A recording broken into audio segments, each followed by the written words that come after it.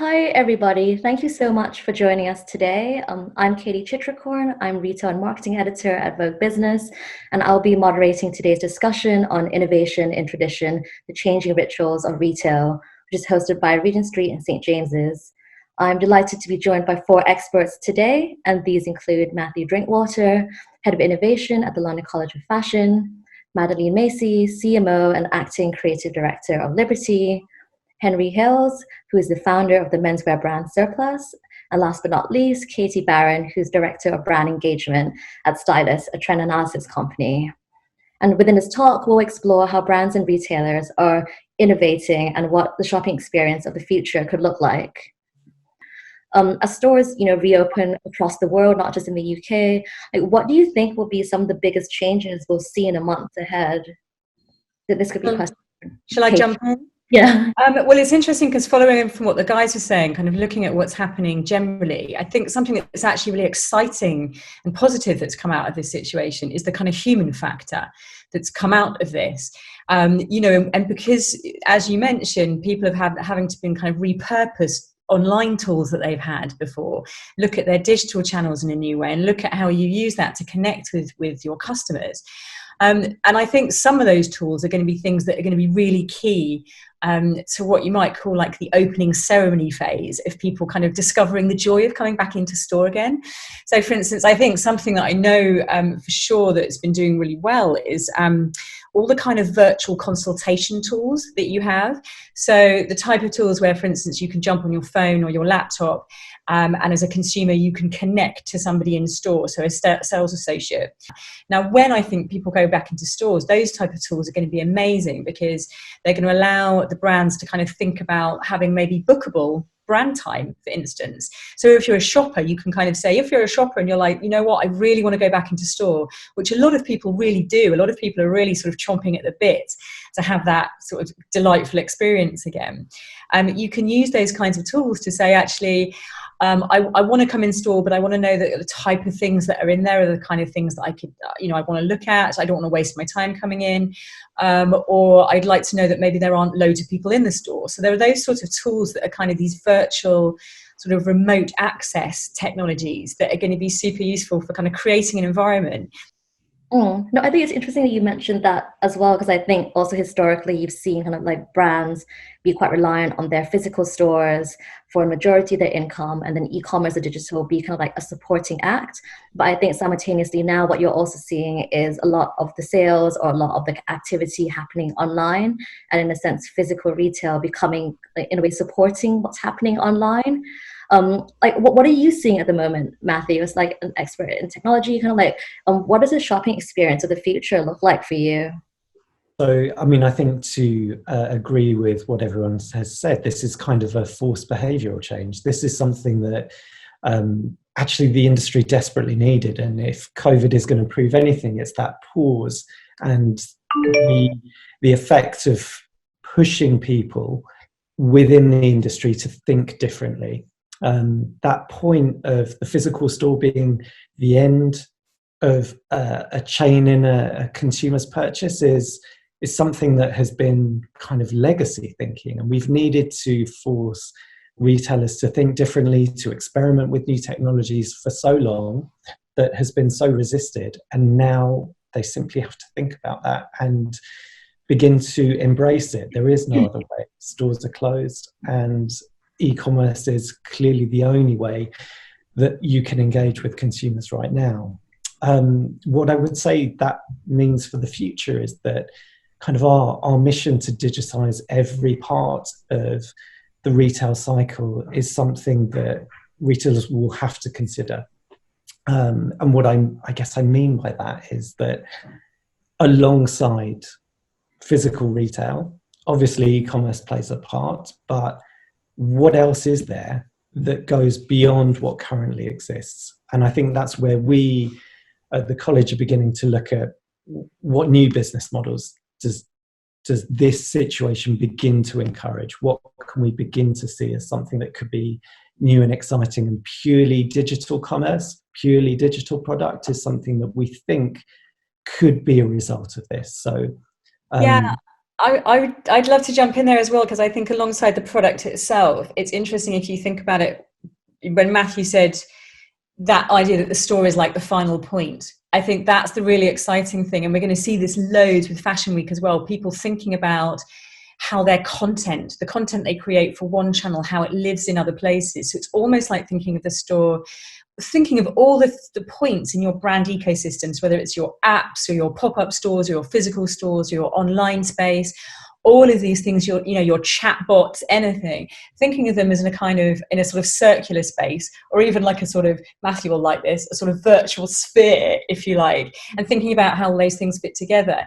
So for instance, it's, for some of the stuff I've been looking at recently is some really lovely technologies where, and again, they can be quite practical or very creative, where you could go into a store and as a shopper, you can go in and you can take your mobile phone, and without kind of going into to tech too much, you can kind of do a transference from the screen onto your phone. So that could be through a window, or it could be through a screen that's in store, and you can actually take the material with you.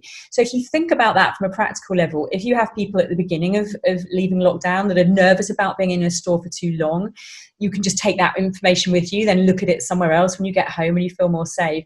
Then you think about it in kind of more creative ways. People might be spending a long time in the store using their phone to control a screen, to feel like they have more control over the environment creatively, to take that piece of information with them, to share it with a friend, to come back to it later. So it's all about that, almost that kind of thinking about having digital layers maybe within the store, whether it's on a screen or much more immersive technologies. Can I interrupt? Because I think it's really interesting that we need to remember that these are people that are going to be coming to store next week. And what you're talking about is some brilliant future technology that's going to have to really bed in and have to be a real cultural change. But there are some of these things already being deployed in supermarkets, for instance. So some of them, that's why I'd like to bring it up, really, because some of these things are not quite as wild as you may think. So there's Spar supermarkets in Holland have been using these, where you can kind of go in and you can touch on a QR code, and you'll be able to join a virtual queue, or you can book in from home to do it. So some of these things, I know some of them sound kind of quite far out, and there are some things that are quite wild and very futuristic. But some of these things are using just kind of quite regular app technologies, and all you really need is a QR code. So I think it's kind of why I totally respect what you're saying in terms of sort of things being too futuristic. There are some of these things that people literally have on the phone in their pockets already, that are not quite as complicated or as expensive as you might think. But let's not forget human interaction. Well, yeah, that's actually what a physical store can give. So everything has a different role. So e-commerce and social has a role, and this role is going to become far more important. It has to be about service. It has to be about deliverability. It has to be about depth of offer, that things aren't sold out. When I'm online shopping, I'm shopping with a different impulse. If I'm going to make the effort to go to a shop, stand in a queue, have my temperature taken, all these things that have to happen, we mustn't forget, and that's our responsibility as retailers, it's also about the experience. So when you come into the store, you are part of a community, and you are part of a emotional touch point, even if that is 2 meters away for a while, that we mustn't forget. So the roles are really important, and one has to live with the other. Wouldn't you say, Henry? Yeah, I was going to say, whilst we're all experimenting with tech, once we've got the procedures in place to make sure that our shops are safe, like always, the most important thing for our shops to actually start making any sort of money and giving a good brand experience is that the people in there are likable, well presented, and just there with the sort of masks and saying, I know this is a bit weird, but we've got to, just charming, friendly people. Because if you go in and have a laugh with the sales guy and you like what you're wearing, you're likely to come back. All of the store staff know their customers, almost like friends. In non-COVID times, you would have a beer with them and have a chat, and ultimately you can, whilst this is a lovely Grandad shirt, I think, you can get another Grandad, a pale blue Grandad shirt from other places, really. And I won't bore you with the details of why I think this Grandad shirt is unique, because I think it is. But ultimately, there are others out there. If you liked Simon in Portobello, and you had a good rapport with him, then you might like to go and buy another one from him. And you know what I think so interesting about what you're saying is that I actually totally agree. And I think the point I'd want to make here is that some of these technologies are great because they actually free up a better human store experience. I think that's a really important way for me thinking about tech. I think it's that idea of, being able to kind of join a virtual queue, being able to book for once you get into the store, because that means once you get into the store, you kind of almost feel like you've been kind of freed up, almost like having a kind of like returning to the salon experiences. We've seen for so many years kind of a fear of embracing technology and that it's replacing that human interaction. What's become really clear over the last few months is that retailers are going to have to diversify their portfolio. And we're not talking about replacing stores or physical product, but we need to find something to supplement it. Because if there's any lesson here is that being overly reliant on single channels is going to lead to problems in the future. And that need to look at different ways of working is being intensified. So I think there are enormously exciting possibilities ahead. Yeah, I was going to say, Henry, one of the things that that came out of the Credo conversation is that they had a real kind of fangirling or fanboy situation where you have people online were using these virtual tools and they'd be talking to someone and then all of a sudden they'd realise that it was a particular store manager. And they'd be kind of thrilled because they'd be like, oh my God, but you're the store manager from Bleecker Street. And they'd be absolutely over the moon. So I think, funnily enough, so you'd almost have the people in stores kind of developing almost like mini broadcasters, their own kind of personalities and their own channels. And it was so helpful for the brand because the staff felt really empowered, because they felt like they were kind of these mini stars and they were really valued and they had that connection with the consumers. So as Matthew said, I think a lot of this is sort of thinking about interweaving. We all live to a certain extent physically and digitally now. So it's sort of thinking about it in those terms rather than pitting them against each other, I think. Mm-hmm. Out of interest, it's probably the most question everyone's been asked and not so relevant to this discussion, but do we feel that from now on things are going to ease out? Or, for instance, at Liberty, are you guys thinking the measures that we put in place now will be here till post-Christmas? What's the time horizon? We are using governmental guidelines and common sense. And I think that's all that anyone can do at the moment. We're definitely investigating and working towards the digital accompaniments to service, because that is definitely part of the future, undeniably. And I do think those things can be really helpful. And the point is, it's about future-proofing. And future-proofing your business means being able to be agile. So if we have another lockdown, heaven forbid everyone stays well, and that isn't the case. But how can we make sure that when we're able to continue as a business and be able to serve our customers in the right way and still give that level of community and experience, whatever the outcome? And I think that's really important. So being able to be agile, I think that's what we're trying to achieve. I think what you've all said about kind of using technology to blend that personal experience while making it fun and convenient and personal, I think it's all really interesting. I think it's definitely progressing at different paces around the world. I mean, for sure, Katie, what you were saying with the QR codes, that's been widely adopted in China. You have stores that are operated without any people. In Hong Kong, you have stores where you can have a client card, and essentially that card has all your details, like your top measurements, your lower, like your bottom size, everything. I mean, you go into a shop, you just give the person that card. I don't want my bottom size on a card.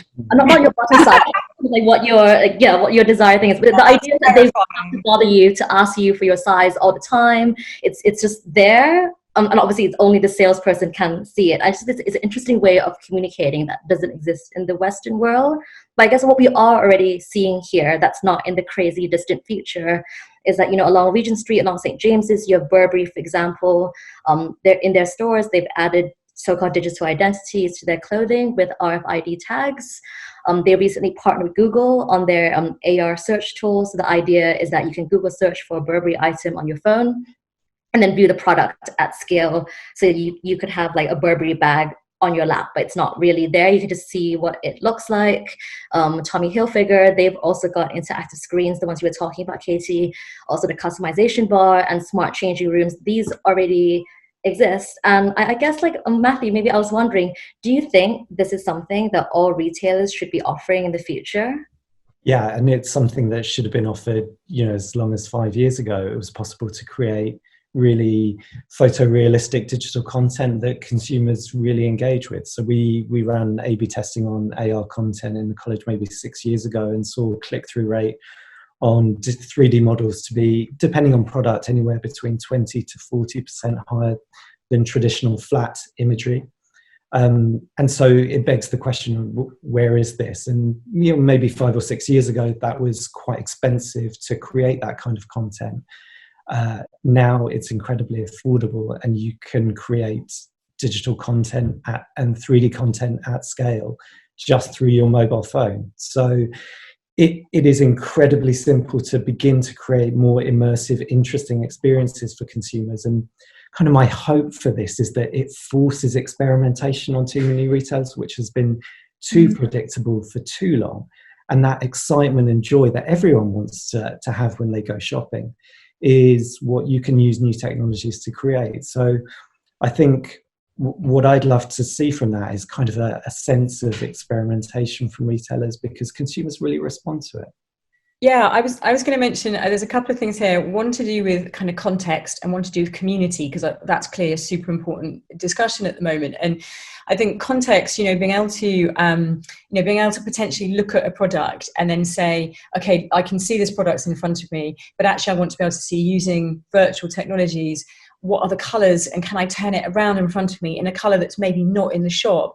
Or maybe what did that look like when it was walking down the catwalk, or in any other kind of, or in an ad campaign? I'd like to have those things kind of pulled up in front of me. And I think those things are really important as well, for people that are thinking about customers that aren't maybe in kind of what you call a tier 1 city, that are maybe out in, not in a London or a Paris or a New York or a San Francisco, thinking about the kind of excitement that can bring to shoppers in those types of places.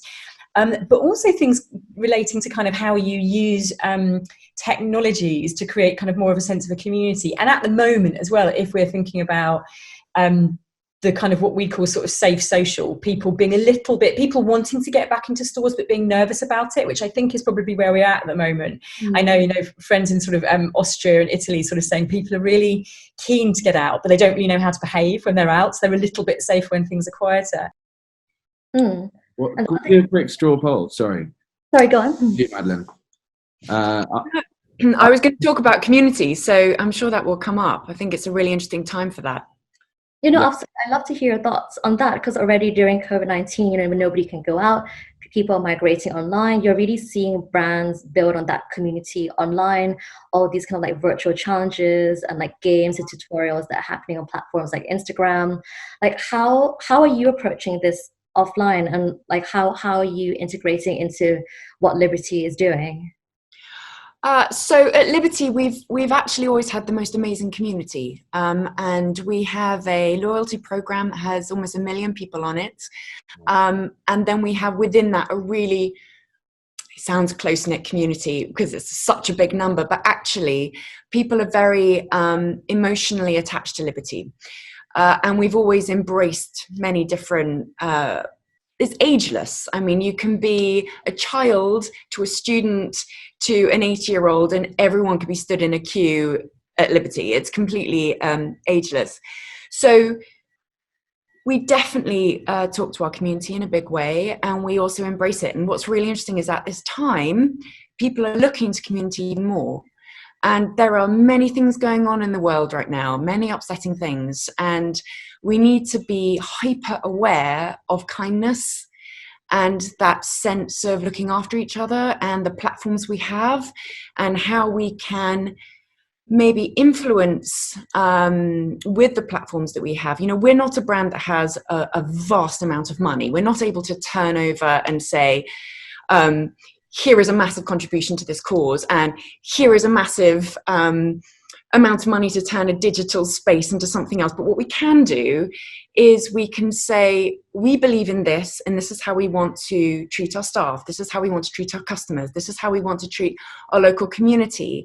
And this is how we want to use our platform to be able to say constructive things and to help educate, and et cetera, et cetera. And I think that you can't just be a shop. You have to be able to project a lot more than that and offer a lot more than that. It's not about just taking people's money. It's about supporting creativity, supporting young craftspeople, acting with integrity, and all of these things are really key. And that I think is the future of why people will come to you, because you're more than a store. Yeah, I'd love to pick up on that, because I totally agree with all of those points. And I think there's another really good brand that has a bit of a synergy with Liberty in this respect, actually. Alexander McQueen, that's been doing really interesting things in this respect, because I think, for luxury brands particularly, they've really struggled with how do they have that kind of integrity? What do they legitimately feel they can kind of give over and kind of give of themselves, not just being people that sell? And I think the interesting thing, just in terms of examples for Alexander McQueen, I mean, if you look at the thing I like about it is what it's doing in terms of a series of things, not just doing that one-off. Here, because donating money clearly is good and it's important if you can do it, but it's quite a quick salve. And I think it's what we're going to see post-pandemic is consumers are really, really, what will be at a premium will be expertise, access to things, a sort of sense of brand generosity in it to an extent. And I think with Alexander McQueen, what I liked is, you saw last year that they took their top floor of their flagship, which was just for VIP customers beforehand, a very traditional thing for a luxury brand to do. And they turned it over to a space that's kind of half museum and half educational space. So very much for kind of whether it's the London fashion colleges or young designers, to give people a little bit of a glimpse without ruining it, a glimpse behind that kind of velvet rope, that velvet curtain, and helped on a kind of create a bond at a time when, arguably education is in a lot of flux. There's a lot of wobbles there as well. And then, the beginning of this year, they worked with Show Studio and they gifted, Sarah Burton gifted them a downloadable pattern. Show Studio has been doing that for, almost 10 years now.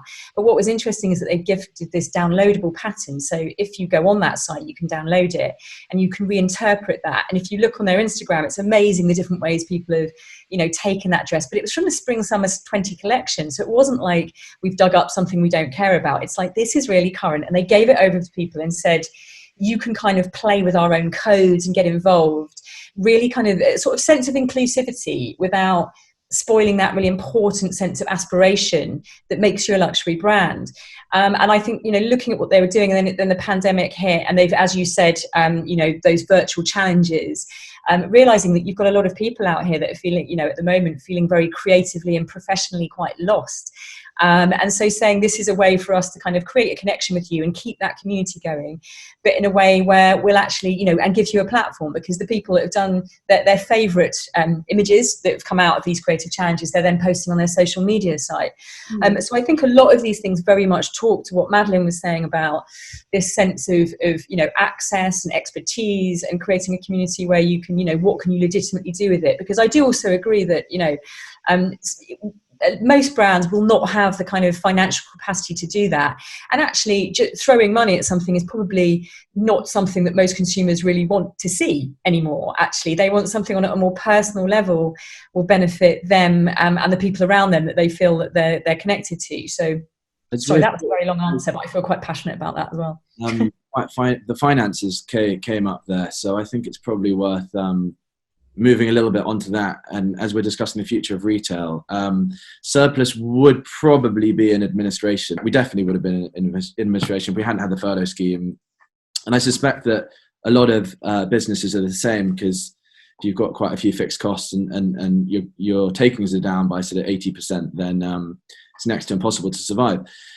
And that's sort of been an amazing support. And as we start to open up, we're optimistic that sales will come through, but there is the sort of fear that they might not, and people might stay away. And like many other businesses, if we have dramatically reduced sales for a long period, or if there is a second peak and we go into another lockdown around Christmas, which is for all of us the most important part, then there's going to be major insolvencies. And then when it gets to February, March, when all of us are going to have to pay very, very significant VAT bills to the taxman, there are going to be other challenges there.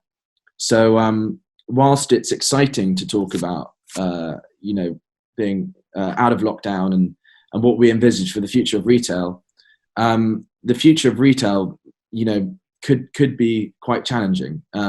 Thinking about how we're going to make our stores more techy could seem in a few months' time like a luxury that we sort of thought that is a consideration. It could simply be, how can we get enough cash to keep the business afloat?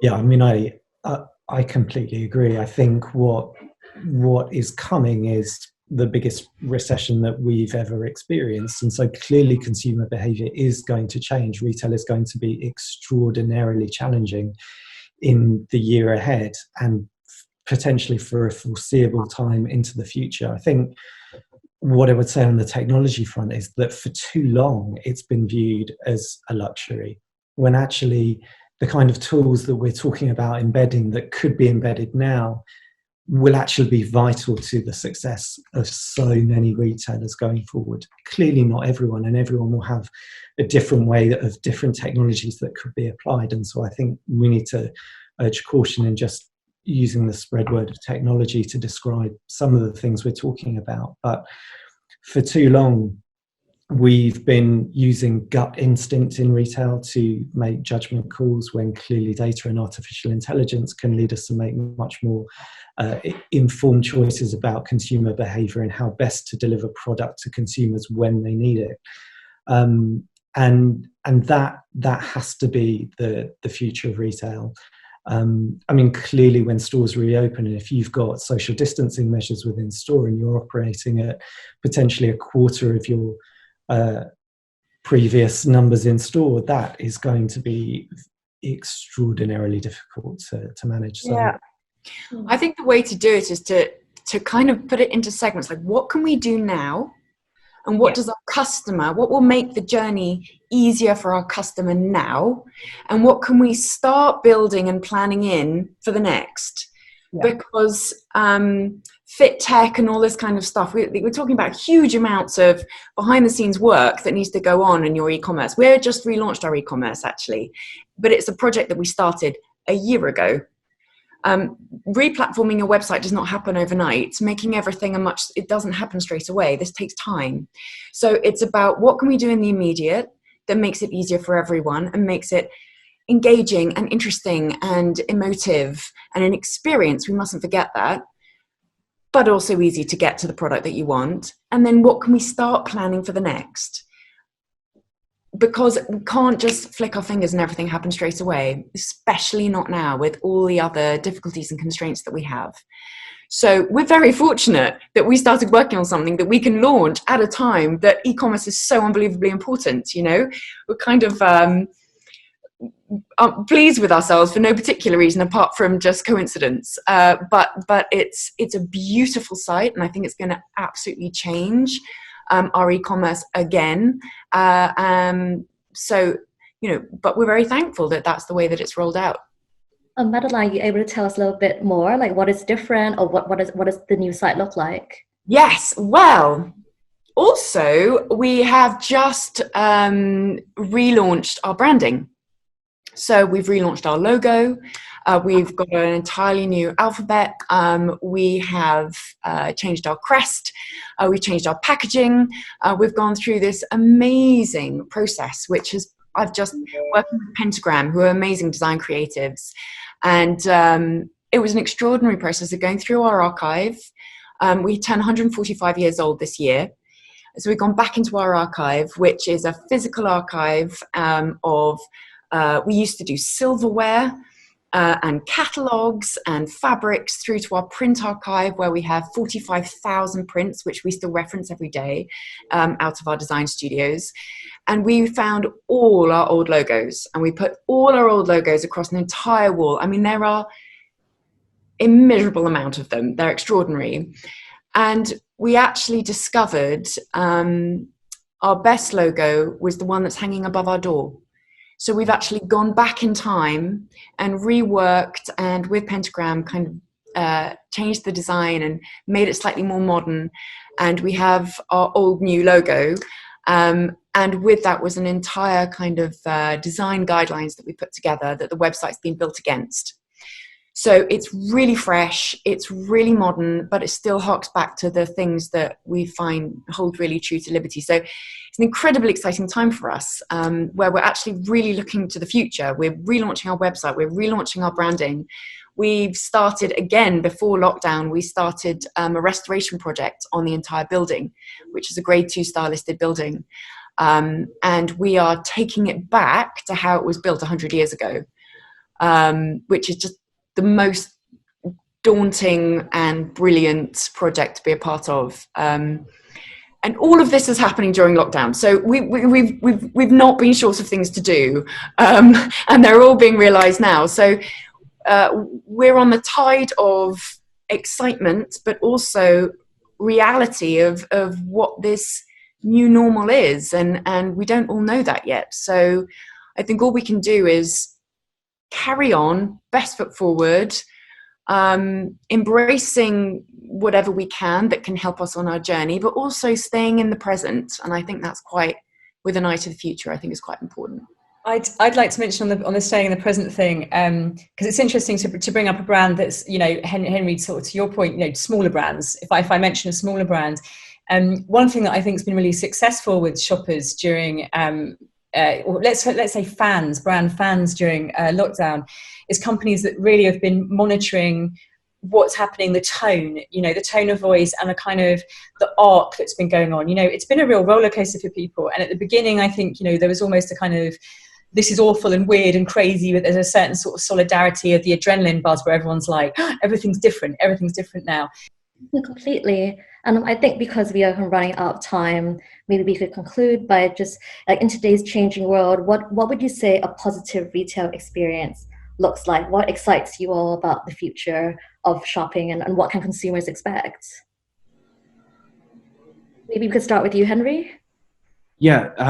So for me, it's a case of probably at the moment educating people on what we're doing to make sure that we're creating a safe environment, and then once we've done that, trying to make it as fun as possible. So great interactions, great music in the stores, friendly salespeople. We can't give people coffees, but we can sort of do whatever else we can to make their experience nice. And that's what it comes down to. It has to be an enjoyable experience, because at the moment people can shop anywhere, and brands will be struggling to get customers into their shops or on their website, and people don't have to go to a store. It has to be enjoyable for them to do so. For me, I think retail has been challenged and on the cusp of change for a really long time, as has the entire fashion industry, and we've all been dragging our feet.